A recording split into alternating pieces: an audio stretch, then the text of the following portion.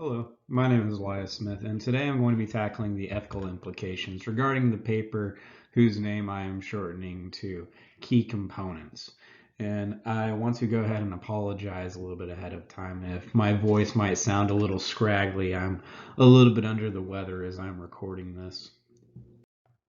The exact question that I'm tackling is as follows. I've copied it to the slide for you to read here, but I'll be using the Belmont report as a framework to discuss the ethical implications of these programs. I will also discuss how these concerns were or were not addressed, where applicable, and we'll talk about hypothetical scenarios where we may have been able to improve on this ethical scenario.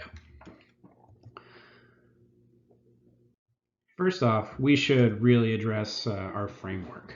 Many of us have discussed the Belmont Report in previous classes, but I believe a quick review could be pretty helpful here. The Belmont Report followed from the National Research Act in 1974, which brought about the creation of the National Commission for the Protection of Human Subjects of Biomedical and Behavioral Research. A little bit of a mouthful. The job of the commission was to outline research boundaries regarding human subjects and was intended to provide guidelines for these research methods. The Belmont Report was published in 1976 after 4 days of discussion and was a report intended to outline ethical guidelines that researchers can follow when conducting human subject research. In its essence, the Belmont Report can be summarized in the following ethical principles: respect for persons, beneficence, and justice. The applications of the three ethical principles outlined in the Belmont Report lead researchers to the following applications: informed consent, an assessment of risks and benefits, and selection of subjects. To understand informed consent, we can break it down into information, comprehension, and voluntariness. Information, as it sounds, involves the distribution of sufficient information for subjects to be able to make an informed choice regarding their consent. It is important to note that simply providing the information here is not enough. They must also show an understanding of the information, which we'll continue to discuss here in a little bit. Additionally, some studies require incomplete disclosure. These are justified if incomplete disclosure is truly necessary for the study to remain non-impacted. There are no undisclosed risks, and that there is an adequate plan for debriefing subjects and providing them with the results of the study. Comprehension then builds on the thought that the individual requires true understanding of the information presented to them. The way you convey information can be as important as the information itself. This can be highly dependent on the subject and their own capabilities, but it's important to tailor information so that the subjects are as informed as possible at the time of the inclusion. Finally, voluntariness is almost self-explanatory. A person's agreement is only useful if given voluntarily. This requires the individual to be free of any form of coercion or any kind of undue influence. Next, the assessment of risks and benefits can be further broken into nature and scope, as well as systematic assessment. The principle itself dictates that a favorable risk-benefit assessment be made. The nature and scope of these risks and benefits refers more to a categorization of these advantages and disadvantages to the subject. High and low risk studies are often vague, and that the risk may be categorized as a non-impactful risk, or that the chance of the risk occurring is very low. Benefits can be equally vague and can refer to either the compensation that someone receives for their participation or the impact that the study will have on the community that the subject is a part of. The systematic assessment of risks and benefits, put simply, means that benefits and risks should be balanced in a way that is favorable toward the subject. This means that the risks are justifiably rare or minimal, and that the benefits are reasonable, given that the subjects participate.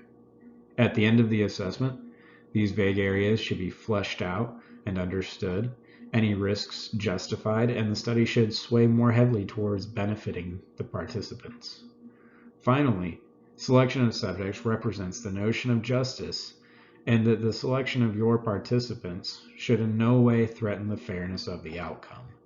For example, if a particular study is more risky, it should be offered to everyone in the same way beneficial research would be.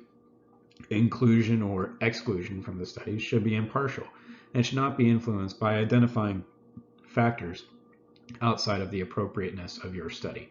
If you're looking at a difference in populations, well, that's one thing. But if you're looking at differences in populations and you only offer certain populations beneficial studies and other populations more risky research, then that is not. Now that we've brushed up on the understanding of the Belmont Report, let's get into the paper itself. The goal of the project was to increase the overall amount of safe sex had by male clients of sex workers in India. The ultimate goal of these interventions is to lower the overall HIV rate in the country. Their plan was to influence ideas and beliefs towards safe sex practices, i.e. condom use, by use of various types of interactions, including street theater, small group activities, and interpersonal communications. The plan to achieve these goals was split into multiple steps: planning and implementation, and then monitoring and evaluation. Initially, there was no local presence, so step one was to establish offices and hire the appropriate staff. Once created, they then had a baseline study for condom use that they would have to receive information for. This would be the first key step towards framing narratives and messages. They would identify ideas that separated consistent condom users from inconsistent and would boil down impactful behaviors based on which ones had the strongest correlation with consistent condom users. The most impactful feelings towards condom use involve personal beliefs in condoms, subjective norms of what is accepted, perceived severity of HIV, which was only the case in one region, social support, as well as stigma. Of these determinants, positive beliefs about condoms had the strongest correlation and was catered to the most heavily. From here, they sought to further explain which beliefs were the most prevalent among consistent users and identified 4 core beliefs that they would work to incorporate. Implementation would then involve a multi-site approach given the geographic distribution of the hotspots. Thankfully, a lot of work had already gone into crafting these messages, so at this point, the last thing that would need to be done before flipping the switch would be pre-testing on audiences who had not been exposed to these messages as prior. Finally, following the events, the authors provided a mathematical equation that they would use to determine audience numbers required to reach appropriate percentages of individuals. Following the initial rounds, additional surveys and events were hosted, and in the end, authors saw an impressive 18% increase in reported condom use in survey respondents. Now, for the more subjective portion of this presentation, I believe that it would be best for purposes of this conversation to break each of the 3 basic principles of the Belmont Report into their constituent pieces and ask ourselves core questions to determine if this satisfies the ethical boundaries of the report. So, starting with informed consent, we first have information. In response to this first core question, no, the subjects were not given adequate information until they were given a survey. This is a bit of a gray area, but those who were identified in the survey portions of the events, I believe, were given adequate information, while those who attended the events were not. This additionally opens up the idea that it was necessary to not reveal the purpose of the study during the event portion, so as to not detract from the intended goals of the study. And I find this to be a very interesting question because it's very subjective depending on how you define giving information and what really constituted the study. If you count only the survey as being the study portion, then yes, they were given enough information, but if you also include the events, those who attended the events were given no information. So you could argue in either direction. Second, did individuals have an adequate understanding of the study? While it's not directly addressed, I believe that this could be defended as individuals would be told through surveys their inclusion in the study, the purpose of the study in a clear and direct manner. And this is additionally rather interesting as the paper itself does not cover this very well. But it would be logical to assume that through use of the survey, that you could communicate the ideas that this survey's intention is to be used to gauge condom use in high-risk populations. Finally, were people willingly participating? In the survey, yes, definitely. You could be handed a survey and you could choose whether or not you wanted to fill it out. There's nothing in the article regarding incentives provided to people for completing surveys, and so one would have to assume that they were voluntarily present. Now, were casual participants voluntary? I would argue that no, they were not. At least this is in specific reference to the event portion. They were unaware that they were even members of the study, and I would say that constitutes a lack of voluntary participation, as they were unaware that they were participating in anything aside from a street fair. Whether or not this was necessary to maintain the integrity of the story is another question here. Next, we have an assessment of risks and benefits. The nature and scope of the study lends itself well to this discussion, however, it's hardly mentioned in the paper. The risk to participants is minimal, given that most data collected was survey data.